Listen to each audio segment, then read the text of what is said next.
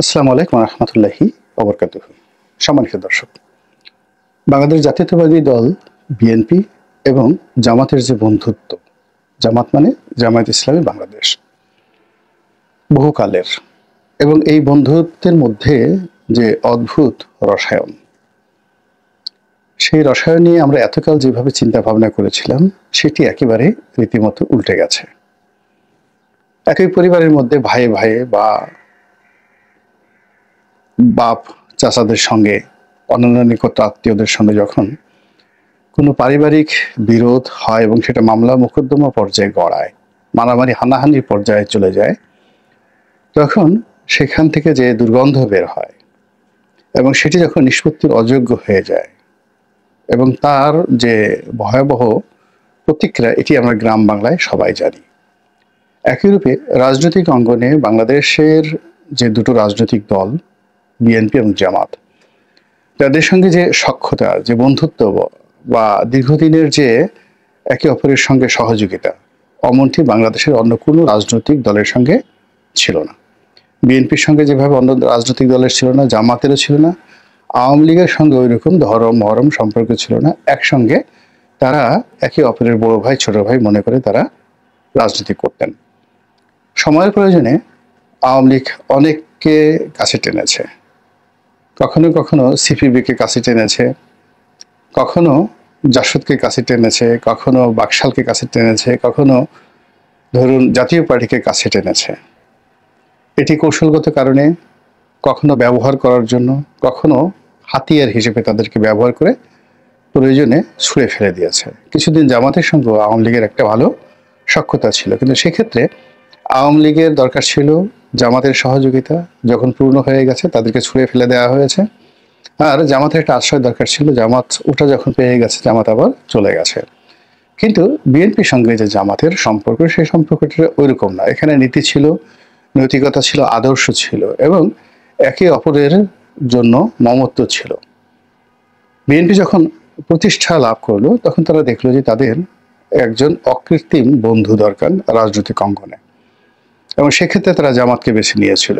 এবং জামাতের প্রতিষ্ঠা, জামাতকে রাজনৈতিকভাবে প্রতিষ্ঠা করা এবং জামাতকে ফুলে ফেপে বড় হয়ে ওঠার জন্য বিএনপি সেই যে ৭৫-এর ১৫ই আগস্টের পর থেকে, যেদিন থেকে শহীদ প্রেসিডেন্ট জিয়াউর রহমান ক্ষমতা লাভ করেছেন, সেই দিন থেকে জামাতকে তিনি লালন করেছেন, পালন করেছেন। এটি নিয়ে বিএনপির এখন এক ধরনের গোস্বা যে আমরা তোমাদেরকে যা কিছু করেছি, তোমাদের তো জিন্দিগি ভর কৃতজ্ঞতা প্রকাশ করলো, সেই কৃতজ্ঞতা শেষ হবে না।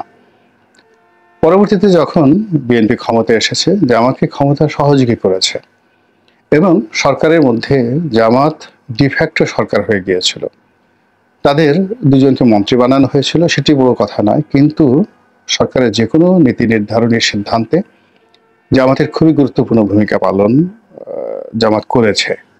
এমনকি ধরুন বিএনপির ১০ জন লোক গিয়ে একটা কথা বলেছেন, জামাতের আলী হাসান মুজাহিদি গিয়ে বেগম জিয়াকে বুঝিয়েছেন, অমনি সেটি উল্টে গিয়েছে।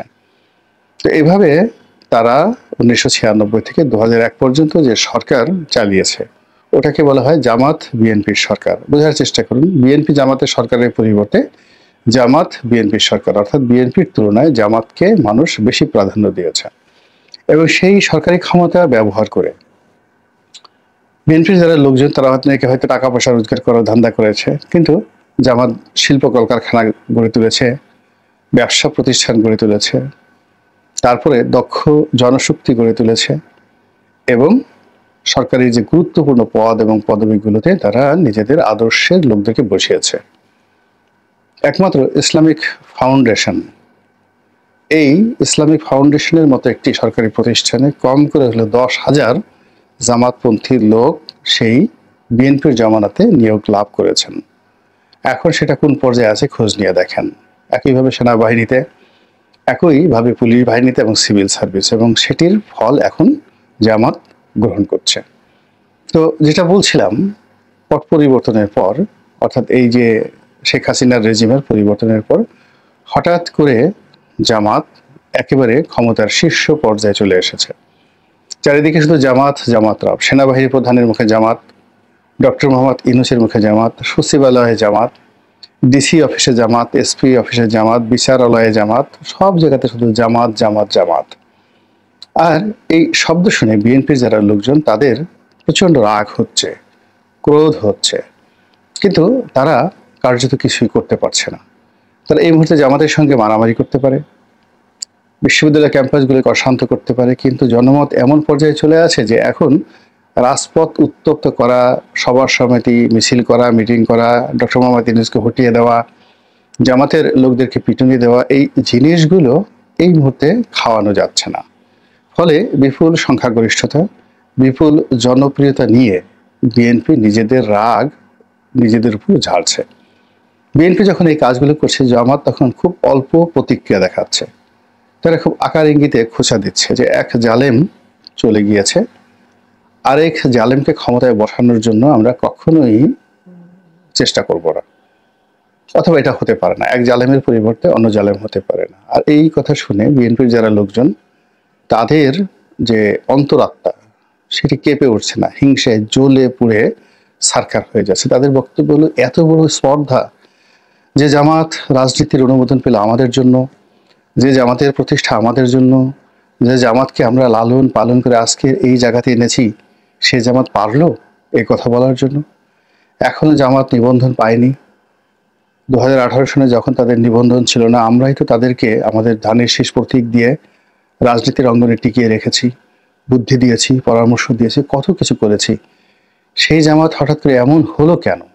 কি কারণে হলো? এখানে হলো মূল অঙ্ক। আর এই অঙ্কের কাছে বিএনপির লোকজন বারবার হেরে যাচ্ছে। আপনি যদি পুরো পরিস্থিতিটিকে অনুধাবন করতে চান, তাহলে আপনাকে ইমরান খানের কাছে যেতে হবে, পাকিস্তানের সাবেক প্রধানমন্ত্রী। ইমরান খান একসময় খুব আর্ত বলে বলিয়ান হয়ে পড়লেন। এশিয়াতে তো বটেই, সারা দুনিয়াতে তাকে নিয়ে জয় জয়কার শুরু হলো, এবং তার আহ্বানে পাকিস্তানে আসে না এমন কোনো রাষ্ট্রনায়ক ছিলেন না। দ্বিতীয়ত তিনি জাতিসংঘে যান, চীনে যান, সৌদি আরবেতে যান, সব জায়গাতে তার জন্য রাজকীয় বিমান বহর আসে, এবং দেশের মানুষ তাকে প্রাণ খুলে ভালোবাসতে শুরু করে। কিন্তু তার দুটো জায়গাতে মারাত্মক দুর্বলতা ছিল। সেটি হলো, তিনি যে ক্ষমতাটাতে এসেছিলেন, তিনি জনপ্রিয় হয়ে গিয়েছিলেন এটা সত্য, কিন্তু ক্ষমতা এসেছিলেন সেনাবাহিনীর হাত ধরে, অনেকটা হামিদ কারজাইয়ের মতো করে। এই জন্য সেনাবাহিনী একটা এক্সপেকটেশন ছিল যে তিনি সেনাবাহিনীর নিয়ন্ত্রণে থাকবেন, কিন্তু ক্ষমতা লাভ করার পর তিনি সেনাবাহিনীকে উল্টো নিয়ন্ত্রণে নেওয়ার চেষ্টা করেছেন। তার দ্বিতীয় যে দুর্বলতা, সেটি ছিল পাকিস্তানের যে এলিট সমাজ, এই এলিট সমাজের সঙ্গে তার একটা বিরোধ তৈরি হয়ে গিয়েছিল, মারাত্মক বিরোধ। তিনি এই এলিট তন্ত্রকে বাদ দিয়ে আওয়ামী লীগের মতো করে আম জনতার রাজনীতি বা আম আদমির যে পার্টি, এইরকম একটা পলিসি তিনি শুরু করেছিলেন। 3 নম্বর হলো, তিনি সরাসরি আর্মির সঙ্গে বিরোধ এবং এমন সব কথাবার্তা বলা শুরু করেছিলেন যেটি পাকিস্তানে সচরাচর স্বাধীনতার পরে কেউ বলেনি। ফলে কি হলো, সকল সম্ভাবনা এখন কারাগারের মধ্যে চলে গিয়েছে, এবং তিনি সেখান থেকে বের হতে পারবেন কি পারবেন না এটা বলা যাচ্ছে না, এবং সেখান থেকে তিনি আর্মির সঙ্গে সমঝোতা করার জন্য চেষ্টা করে যাচ্ছেন।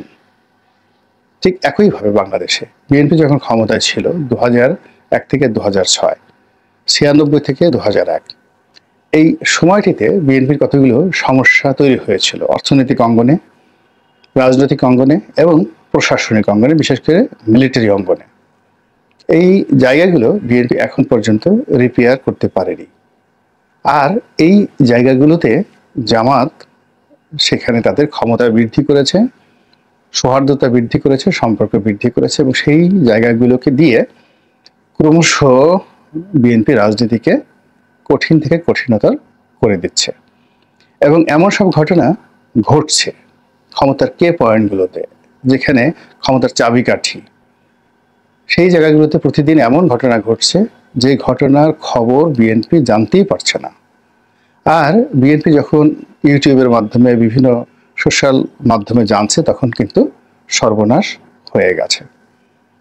2 নম্বরে যেটি হলো, বাংলাদেশের মানুষ সবসময় ক্ষমতার পূজারী। এখন ডক্টর মোহাম্মদ ইউনূসের হাতে ক্ষমতা আছে, এনসিপি নাগরিক পার্টির হাতে ক্ষমতা রয়েছে, এখন দেখবেন ছেলে বুড়ো গুড়ো সবাই এদেরকে তোয়াজ করছেন, তদবির করছেন। যে মানুষগুলো অনেক সময় আল্লাহর কাছে মাথা নোয়ায় না, এইরকম নাস্তিক, সেই সকল মানুষ এই ছাত্রদের জুতো টানার জন্য নয়, ছাত্রদের জুতো মাথায় নিয়ে ঘোরার জন্য তারা রীতিমতো যে বেহাল্লাপনা শুরু করেছে, তা দেখে একেবারে ইবলিশ শয়তান পর্যন্ত থরথর করে কাঁপছে। যে মানুষের এত মতিভ্রম হতে পারে, 30 বছর 40 বছর 50 বছর পরিশ্রম করে যাকে নাস্তিক বানালাম এবং যাকে অবাধ্য বেয়াদব হিসেবে যাখার চরিত্র গড়ে তুললাম, সে অবাধ্য বেয়াদব নাস্তিক লোকটি এখন এই ছাত্রদের, তার হাঁটুর বয়সী ছেলেদের জুতোর কাছে, স্যান্ডেলের কাছে এভাবে আত্মসমর্পণ করলো। এও কি সম্ভব? এই ঘটনা বাংলাদেশে ঘটছে। সেই জায়গাতে জামাত চমৎকারভাবে একটা সমান্তরাল ব্যালেন্স তৈরি করে ফেলেছে। তারা আস্তিক নাস্তিক ধার্মিক ক্ষমতাধর যারা লোকজন রয়েছে তাদের কাউকে এখন পর্যন্ত খেপায়নি, কিন্তু বিএনপি মোরাললে যাদের হাতে ক্ষমতা আছে তাদের সবাইকে খেপিয়ে দিয়েছে। এরপরের যে সমস্যাটা সেটা হলো বিএনপির যারা বন্ধু ছিল সেই বন্ধুদেরকে তারা হারিয়ে ফেলেছে। বিশেষ করে ইন্টেলেকচুয়াল লেভেলে তাদের যারা সমর্থক ছিল, সেটা সোশ্যাল মাধ্যমে, গণমাধ্যমে, যারা জবান দিয়ে কথা বলেন, কলম দিয়ে লিখেন, এই মানুষগুলো এখন আর বিএনপির পক্ষে কথা বলছেন না এবং অনেকে মৃদু সমালোচনা করছেন। এবং তাদের মুখে মৃদু সমালোচনা মানে একটু আকার ইঙ্গিতে যদি সমালোচনা হয়, যেমন ধরুন রুমিন ফারহানা বা ধরুন আমি গোলাম মাওলা রানী, এখন আমাদের মুখ থেকে যদি বিএনপির সম্পর্কে একটা হালকা কথা বের হয়, সেটা বিএনপির যারা প্রতিপক্ষ তারা 100টি কথা বলা, আর আমার মুখ থেকে হালকা একটা কথা বলা, রুমিনের মুখ থেকে হালকা একটা কথা বলা, এহসানুল হক মিলনের মুখ থেকে হালকা একটি কথা বলা, এটি বিএনপির জন্য মহা সর্বনাশ।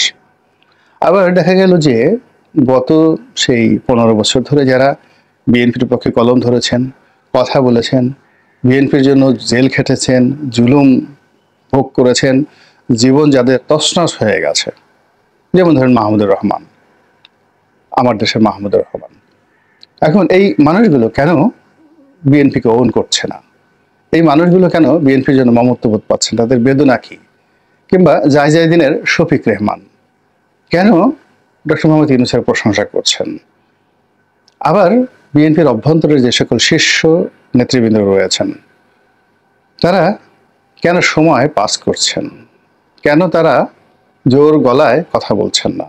বড় বড় মানুষ, আমি নাম বললাম না কাউকে বিব্রত করার জন্য।